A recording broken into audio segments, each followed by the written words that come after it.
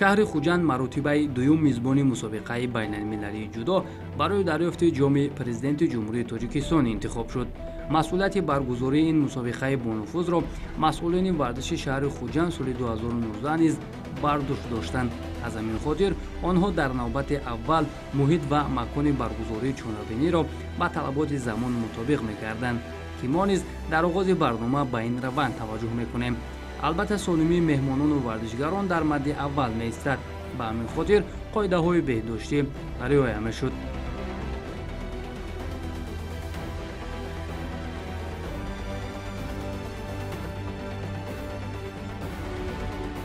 албатта заҳмати гурӯҳи эҷодӣ ва техникии телевизиони варзиш низ аз мадди назар дур намонд. ҳайати мукаммали кормандон як рӯз қабл аз шурӯъи мусобиқа ба он ҷо рафта техникаву дастгоҳҳои наворбардорӣ ва дигар муҳиммотро барои инъикоси ин чорабинии байналмилалӣ насб карданд, то бинандаро ба таври мустақим аз раванди хӯозмоиҳо ошно созанд.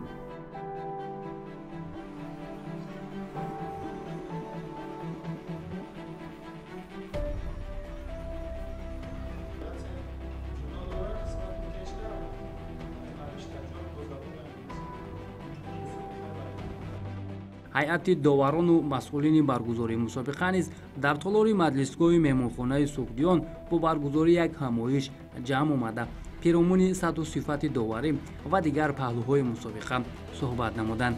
сардовари мусобиқа Парвиз Нориён ва раиси Федератсияи ҷудои кишвар Нурулло Лоиқов аз тамоми доварон хоҳиш намуданд ки дар раванди хӯозмоиҳо шаффофиятро дар ҷои аввал гузошта довариро дар сатҳи баланд баромонанд.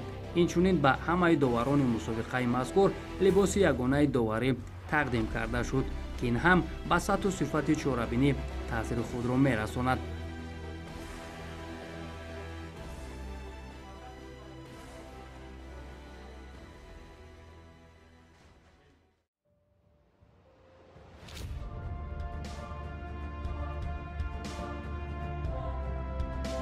акнун бармегардем ба макони асосии чорабинӣ. дар баробари паҳлавонони тоҷик инчунин аз кишварҳои Қазоқистону Ӯзбекистон ва Эрону Русия низ ҷудокорон ба толор ворид мешуданд.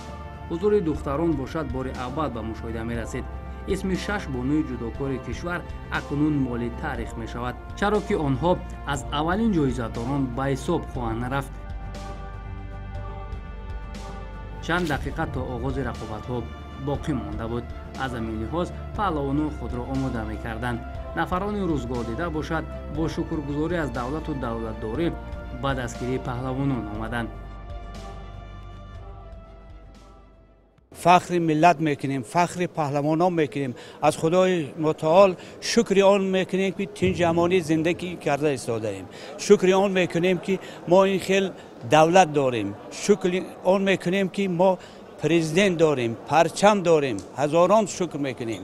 همه وقت ملت تاجیک سربلند است و سربلند میماند. من فخر میکنم که همه دولت ما همه خیلی آباد شده ساده که تمام نمودهای ورزش کرده قوای خود را میسنجند. من باز دیگر همه اشتراکچیان مسابقه جام پرزیدنت جمهوری تاجیکستان را تبریک نموده با آنها کامیابی های بی‌نظیر آرزو دارم.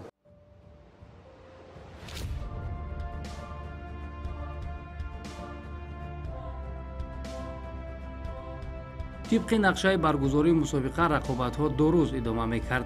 در روز اول پهلوانان وزن 66 و 81 کیلوگرم میانی مردان و 57 و 63 بین بانوان. از میان 31 پهلوانی که در وزن 66 کیلوگرم دعوای قهرمانی می‌کردند، 23 نفرش نمایندگان تاجیکستان بودند که از این شماره شانس کسب مدال‌ها بیشتر بود.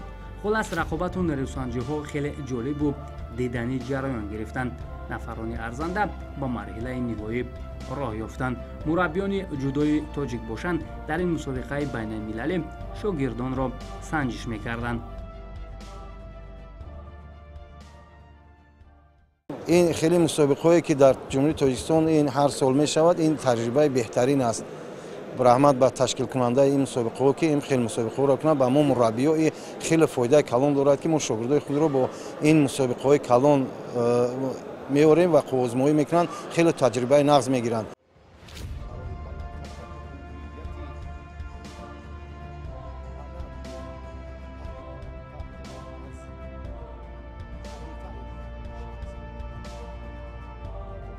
برای به دست آوردن نشان اولی برنجی در وزن 66 کیلوگرم دو نماینده کشور ازبکستان دلشودبک یولداشوف و اوتابک اوتانازارов روی گلیم آمدند. برای دلشودبک جام پرزیدنت جمهوری تاجیکستان مسابقه آشناست، چرا که او سال 2021 در وزن 66 کیلوگرم قهرمان گردیده بود، اما این نوبت هنرش کفایت نکرد تا به فینال رود. در رقابت این دو هموطن تلاش و نیروسنجی ها دیده میشد، ولی تجربه دلشودبک یولداشوف برایش امکان داد که با یک پرتافت زیبا که ایپان بها گذاری شد حریف را شکست داده دومین مدال خود را از این مسابقه بین المللی به دست بیارد.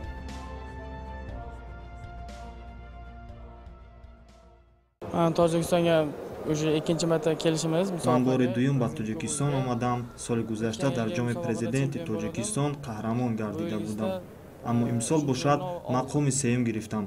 ما را خیلی خوب پیشواز گرفتند. رحمت به مردم کشور تاجیکستان، خیلی منتداریم. من امیدوارم که سال دیگر هم شرکت میکنم و برای مقام اول تلاش می‌ورزم. مسابقه هم در سطح خیلی عالی جریان دارد. Musobaqa zo'r o'tyapti. Xudoga shukr, hammasi yaxshi. Ko'rib turganingizdek, musobaqa hayajonli, hammasi yaxshi.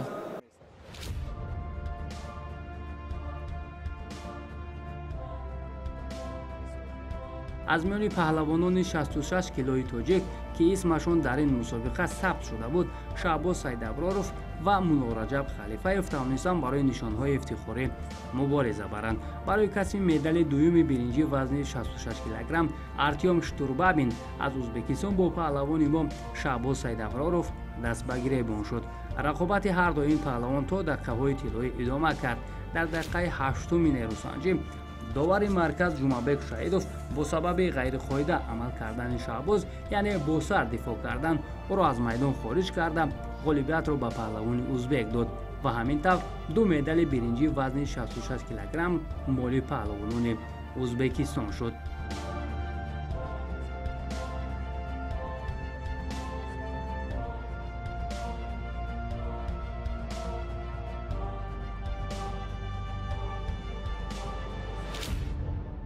مولا رجب خلیفه‌یف تاجیکستان و عابدجیبوف روسیه، این دو پهلوان دعواگران اساسی برای مدال طلای وزن 66 کیلوگرم به حساب می رفتند.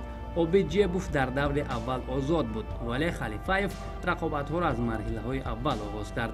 خلاص نیروسنجی این دو پهلوان که از همدیگر شناخت خوب دارند تا دقیقه‌های طلایی ادامه کرد، ولی غالب را نه پرتاف‌های امتیازآور بلکه شیدو معین کرد. با سبب کمکاری عابدجیبوف آگاهی سهم را گرفت و از میدان خارج شد. مولا رجب خلیفه‌یف باشد نشانی طلای وزن 66 کیلوگرم را به گردن آویخت.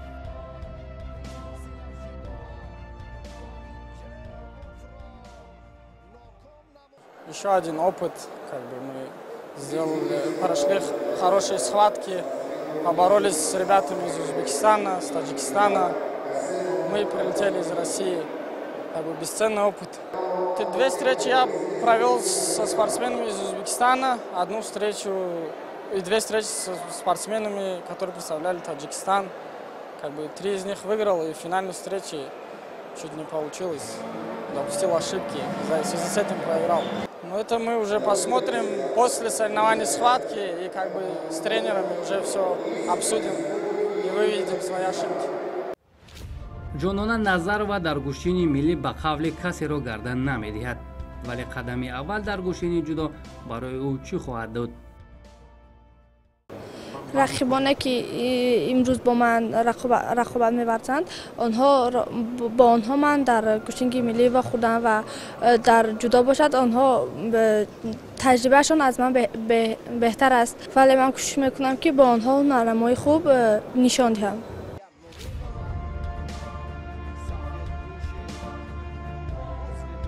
چون بالاتر گفتیم بار اول جودوکاربانوان در دو وزن به رقابت‌ها شامل کرده شدند. هرچند اشتراک دختران کشورهای خارج در نظر بود، ولی با سبب‌های گوناگون آنها شرکت نکردند و دختران ما میان هم نیروسنجی نمودند. در وزن 57 کیلوگرم اهلیه مومینова در باخوری نیمه‌نهایی فضیلت گلبایeva را شکست داده به فینال رفت. برای نشانی طلای این وزن اهلیه با شایده قلندر و یکی از با تجربه ترین پهلوانان کشور روبرو شد. از هر دو جانب تلاش ها زیاد بودند، вале партовҳои имтиёзовар мушоҳида нашуд. ғолибро танҳо огоҳии пайҳам муайян кард ки он ҳам бар суди шоҳида қаланда рава буд.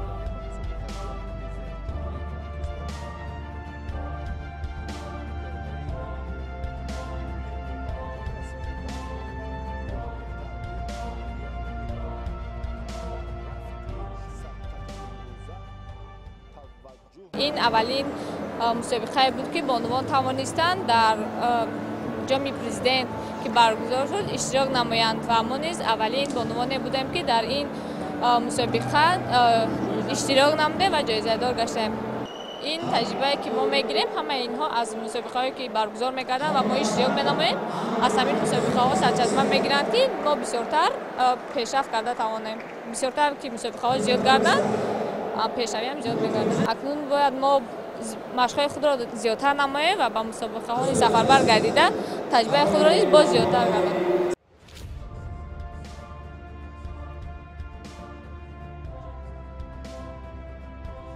мавлуда одинаева чанд маротиба дар мусобиқаҳои гӯштини миллӣ аз ҷононон назар ва шикаст хӯрда буд. ҳамакунон аввалин маротиба дар майдони рақобатҳои ҷудо бо ҳам рӯбарӯ мешаванд.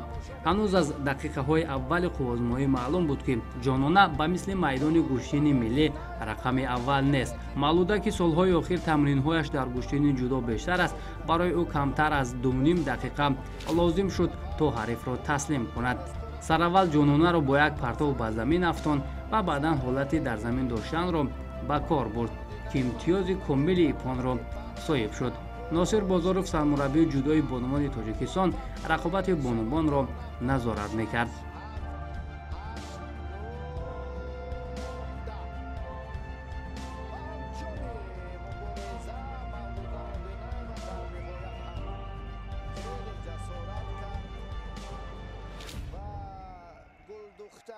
گفتنی هستم که این ورزشکاران از جهت تاکتیکی و تکنیکی خیلی مثلا مشاهده کردیم که خوب هستند، فقط تجربه کافی ندارند. باوری دارم که چقدر که در مسابقه ها شرکت ورزند همون قدر تجربهشون بلند خواهد شد. ёдовар мешавем ки нуҳумин мусобиқаи байналмилалии ҷудо барои дарёфти ҷоми президенти ҷумҳурии тоҷикистон барои як қатор паҳлавонони дохилу хориҷ имконияти хубест барои баланд бардоштани малакаву маҳорати паҳлавонияшон. аз ҳайати мунтахаби ҷудои тоҷикистон чеҳраҳои асосӣ ба монанди эмомалӣ нуралӣ, беҳрӯз хоҷазода, комроншоҳи устопирон, ҷаҳонгир маҷидов, шодмон резоев ва теймур раҳимов ширкат надоштанд ки набудани онҳоро муҳаммадмурод абдураҳмонов шарҳ дод. дастаи мунтахаб ки аз 6 октябр ки чемпионати ҷаҳон аст, бисёри бачаҳо дар машқҳои дастаҷамӣ дар ҷумҳурии озарбойҷон буданд, нав омаданд. гӯем ки ҳоло ӯ қадар барқарор ҳам нашуданд. аз ин лиҳоз баъд иштирок накарданд дар ин мусобиқа. чеҳраҳое ки нав бигем аз ҷавонон синашон ба калонсолҳо гузашта истоданд, мо дар нақша дорем ки дар мусобиқаҳое ки мегузарад гранд слам, гранд приё ва инчунин ҷоми осиё ва аврупо, дар ин мусобиқот ин бачаҳоро сафарбар карда аввал дар мусобиқаҳое ки бигем ки сатҳаш пасттар таҷриба бигиранд ва омӯзем. аз кишвари қазоқистон дар ҳама вазнҳо паҳлавонон ширкат доштанд ки дар миёни онҳо нафароне буданд ки ин мусобиқа барояшон ошиност. В Таджикистане хорошо встретили. Здесь очень хорошая гостеприимность. Город мне понравился очень. Соревнования проходят в хорошем уровне. И участники хорошие, там сильные. Я проиграл, к сожалению. Ну так получилось. Не хватило больше, надо больше тренироваться, как говорится. Первый раз я проиграл оба раза. Позапрошлом году приезжал, тогда боролся В другом весе, здесь сейчас в другом весе борюсь.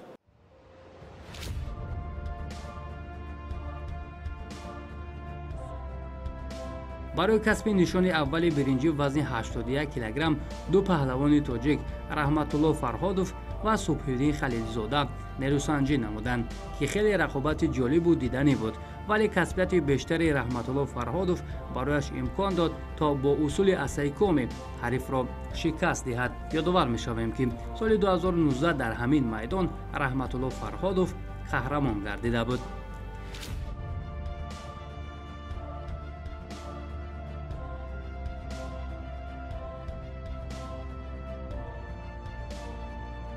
ғаниҷон ғаниев паҳлавони тоҷик ки чанд сол пеш қаҳрамони осиё миёни ҷавонон гардида буд, дубора аз худ дарак дод. ӯ даъвогари нишони дуюми биринҷи вазни 81 килограмм буд, вале аз ҳарифи ӯзбекистониаш Рамазон Алабердиев шикаст хӯрд. намояндагони кишвари Эрон низ ҳунарашон хуб буданд. مهمتر از صحبت مسابقه این دوستی و مودتی است که بین کشورها اتفاق میفته و همین همبستگی باعث میشه که این ورزش رو قشنگتر کنه. در روز اول این رقابت ها ما 2 شرکت کننده داشتیم در وزن 66 کیلوگرم و 81 کیلوگرم که نماینده 66 کیلوگرم ما دور اول مسابقات رو برنده شدن، بردن و در دور دوم به حریف تاجیک مسابقه خودشون رو واگذار کردن. نفر 80 که ما نتیجه بهتری گرفته، الان تو دور سوم رقابت ها حریف ازبک رو بردن که الان در پای فینال بازی دارن.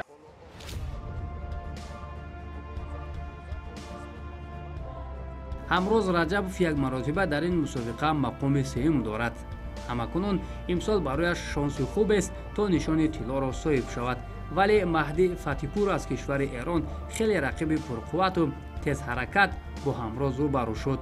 барои мухлисону ҳаводорони риштаи ҷудо ин ду паҳлавон рақобати арзандаву диданӣ нишон доданд. бештар аз 1 дақиқа то анҷоми вақти асосӣ боқӣ монда буд, ки ҳамрӯз раҷабов бо як ҳаракати ҷолиб аз пушти пои ҳариф зарба зада ӯро тела дод, ки ин ҳаракати паҳлавони мо ипон баҳогузорӣ шуда ӯро ғолиби ин вазн гардонид.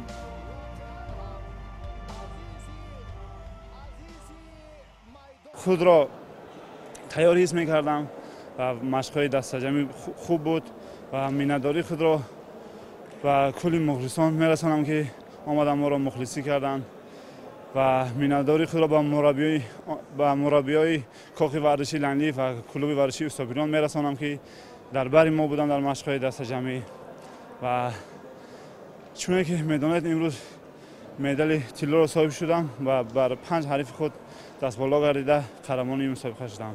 рақибои ман аз давлати Ӯзбекистон буданд, чуне ки медонед давлати Ӯзбекистон дар ҷудо хеле пешрафта аст ва дар воқеи финалӣ бошад бо давлати исломии Эрон буд.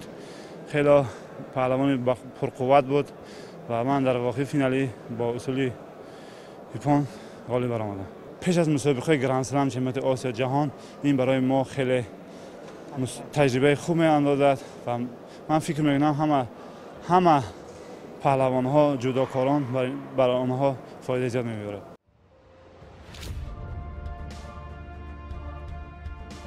ҳамин тавр ғолибони рӯзи аввали мусобиқа муайян гардида бо медалу ифтихорнома ва ҷому мукофотпулӣ қадрдонӣ шуданд. барандагони нишони биринҷӣ 10 000 сомонӣ, ҷои дуюм 20 000 сомонӣ ва мақоми аввал 40 000 сомонӣ мукофотонида шуданд, ки ин гуна ҳавасмандӣ метавонад рӯҳияи паҳлавононро бештар намуда ба онҳо нерӯи иловагӣ бахшад. паҳлавонони кишварҳои хориҷ ҳам мақомҳои ифтихориро соҳиб шуданд, ки барои аксари онҳо натиҷаи аввал ба ҳисоб мерафт.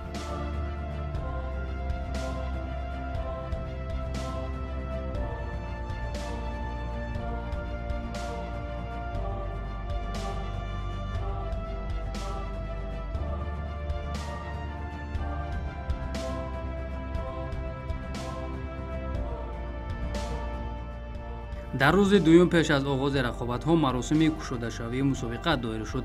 намояндагони мақомоти иҷроияи ҳукумати давлатии вилояти Суғд, масъулини кумитаи кор бо ҷононон ва варзиши назди ҳукумати ҷумҳурии Тоҷикистон, роҳбарияти Федератсияи ҷудои кишвар ва ҳамзамон сардори раёсати кор бо ҷавонон ва варзиши ин минтақа аз шахсони расмии маросими ифтитоҳ ба шумор мерафтанд.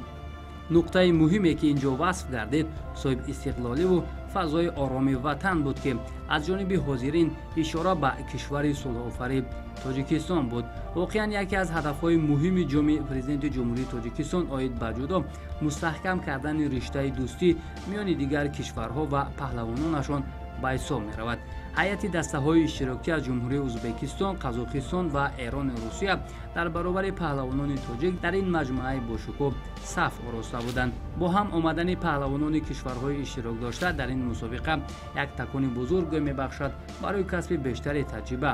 раиси Федератсияи ҷудои Эрон дар ин чорабинии байналмилалӣ ширкат дошт ки таъссуроташро баён кард.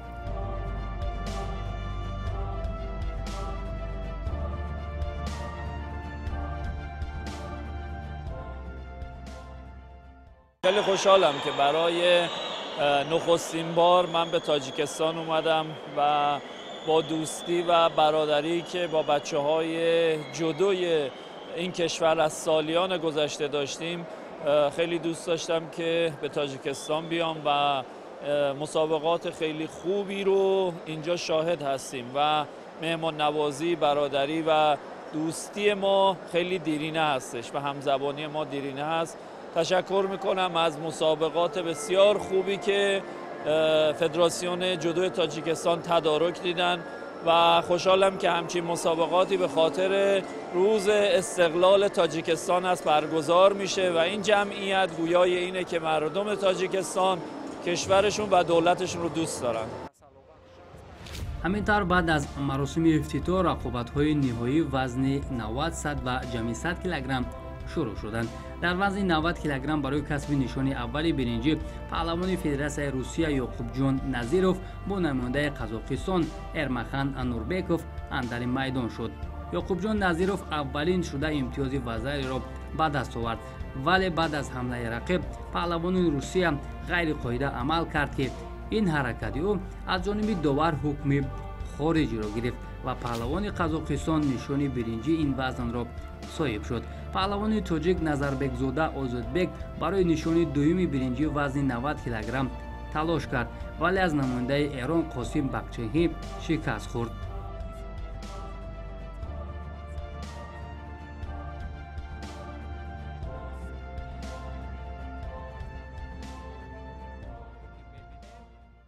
Мне нравится Таджикистан. Я здесь впервые. Соперники были сильные, организация соревнований очень хорошая. Хороший турнир. Я здесь впервые, альхамдулилля, занял 3-е место.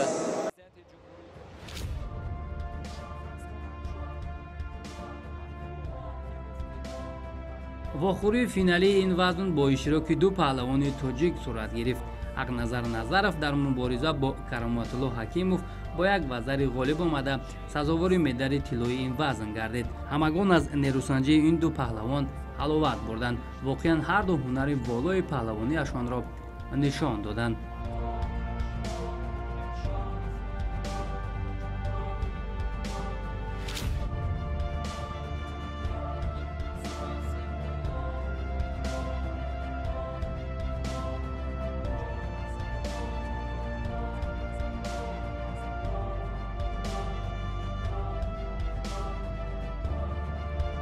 дар рақобатҳои вазни 100 килограмм барои касби нишонҳои ифтихорӣ паҳлавонони тоҷик бештар ҳунар озмуданд.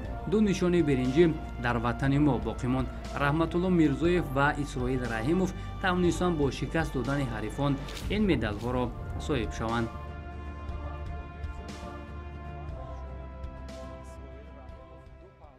мо бо дигар паҳлавонои ҳамсояи кишвар овозмоӣ мекунем ва хеле пешравӣ мешавад дар мо паҳлавонои зудаистои ҷумҳур ва мо кӯшиш мекунем ки оянда машқи худ тамрини худро зиёд карда дар мусобиқаҳои байналмилалӣ баромад кунем. фирдавс насимов паҳлавони шинохтаи кишвар дар мубориза барои нишони тиллои вазни 100 килограмм аз ҳарфи қазуқаш Садукас Бекарис шикаст хӯрд. дар як ҳамлаи худ Бекарис имтиёзи вазариро ба даст овард ки ҳамин вазари билохира ӯро қаҳрамон кард.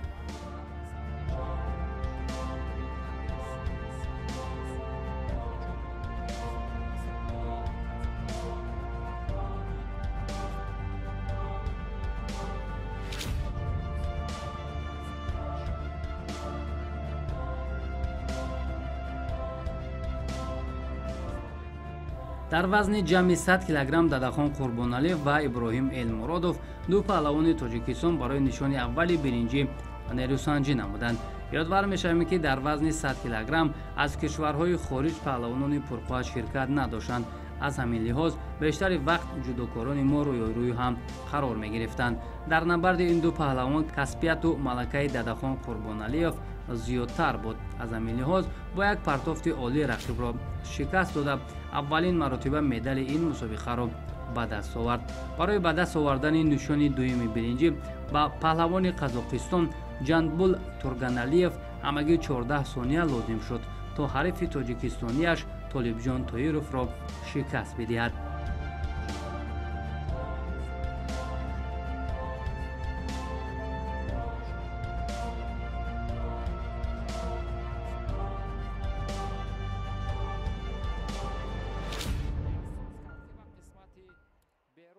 Таджикистан мне понравился, люди очень добрые, приветствуют хорошо.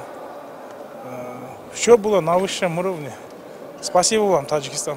У меня второй схватка было очень трудно, я ему проиграл, как чемпион стал Мансур, Рахмон Мансур, да, ему проиграл. Чуть-чуть уступил, надо готовиться.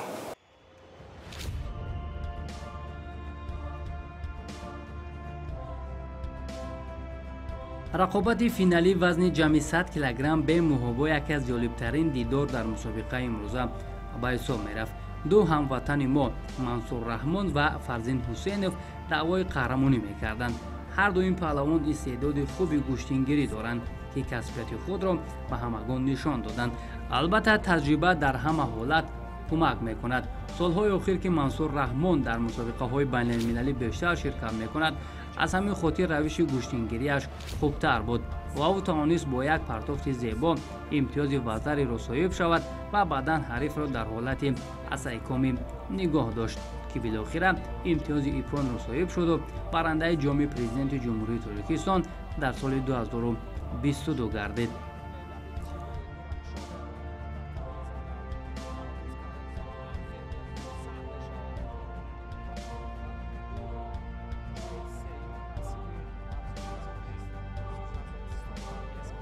ғолибону ҷоизадорони рӯзи дуюми мусобиқот низ қадрдонӣ шуданд. дар баробари медалу ифтихорнома ва ҷом ҳамзамон паҳлавонони ғолиб соҳиби мукофотҳои пулӣ низ шуданд. дар маҷмӯъ нуҳумин ҷоми президенти ҷумҳурии Тоҷикистон оид ба ҷудо бо ғолибияти бештари паҳлавонони тоҷик ба анҷом расид. паҳлавонони мо дар ин мусобиқаи байналмилалӣ 6 медали тилло, 5 нуқра ва 6 биринҷӣ ба даст оварданд. ҳамакунун намояндагони ҷудои тоҷик нақша доранд то солҳои наздик ин мусобиқаро пурнуфузтар намуда дар сатҳи гран-при ё гранд-слам доир намоянд. бо ин ҳадафҳои бузург барномаро ба анҷом мерасонем.